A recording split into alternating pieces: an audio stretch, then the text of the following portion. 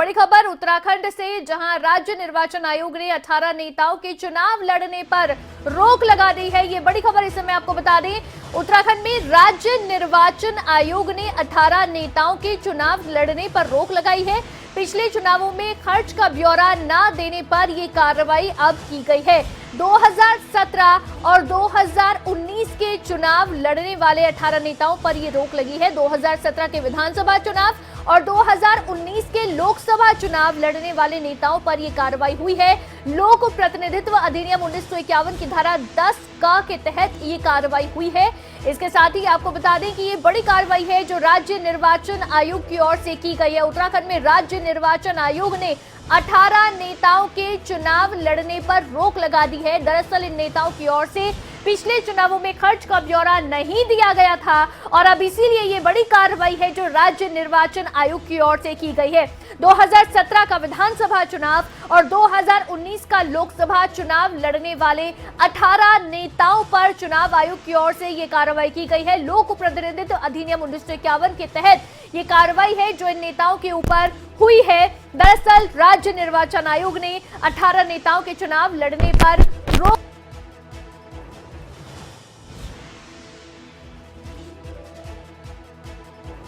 आपको बता दें कि उत्तराखंड में विधानसभा चुनाव है और 14 फरवरी को एक साथ मतदान होगा, एक ही चरण में चुनाव होगा।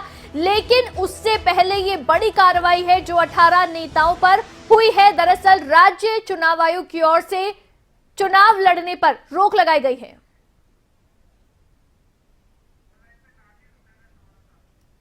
इसी पर ज्यादा जानकारी लेंगे। नासिर हुसैन हमारे संवाददाता फोन लाइन पर जुड़ गए हैं। नासिर, बड़ी कार्रवाई जो राज्य निर्वाचन आयोग की ओर से की गई है।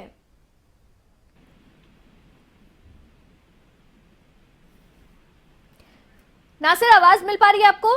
जी जी जी नासिर, बड़ी कार्रवाई है जो राज्य निर्वाचन आयोग ने की है। 18 नेताओं के चुनाव लड़ने पर रोक लगा दी है। देखिए, जो पिछला चुनाव हुआ था 2017 में और उसके बाद 2019 में जो लोकसभा का चुनाव हुआ था, इसमें तमाम ऐसे लोग चुनाव लड़े थे जिन्होंने अपने खर्च का ब्यौरा नहीं दिया था।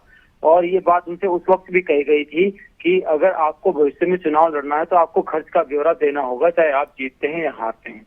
लेकिन उसके बावजूद भी जो खर्च का ब्यौरा है वो नहीं दिया गया है। यही कारण है कि अब जो निर्वाचन की धारा है उसके तहत अब इनको बैन कर दिया गया है। यानी अब ये जो इस का जो 2022 का जो चुनाव है उस पर चुनाव नहीं लड़ पाएंगे। कुल मिलाकर साफ कर दिया गया है निर्वाचन की तरफ से, क्योंकि आप खर्च का ब्यौरा नहीं देते हैं, जो नियम कानून है उनका पालन नहीं करते हैं, तो आपके खिलाफ कार्रवाई होगी और आप चुनाव नहीं लड़ पाएंगे। पूरी तरीके से चुनाव बैन कर दिया गया है। करीब 18 ये नेता हैं और प्रदेश के अलग अलग जिलों के नेता हैं, अलग अलग पार्टियों से, निर्दलीय, ये चुनाव लड़े थे तमाम लोग और अब इनके खिलाफ सख्ती के साथ ये कार्रवाई की जा रही है। जी नासिर, कितनी बड़ी कार्रवाई से माना जाए?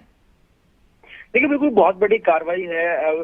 5 साल इंतजार करना पड़ता है किसी भी नेता को चुनाव लड़ने के लिए, और जब अगर उसको चुनाव का मौका ना मिले तो उसके कहीं ना कहीं आने वाले 5 साल और ज्यादा खराब हो सकते हैं। क्योंकि निर्वाचन आयोग ने साफ कर दिया है कि जो भी नियम कानून है, जो मानक हैं निर्वाचन के, उनका पालन करना ही होगा।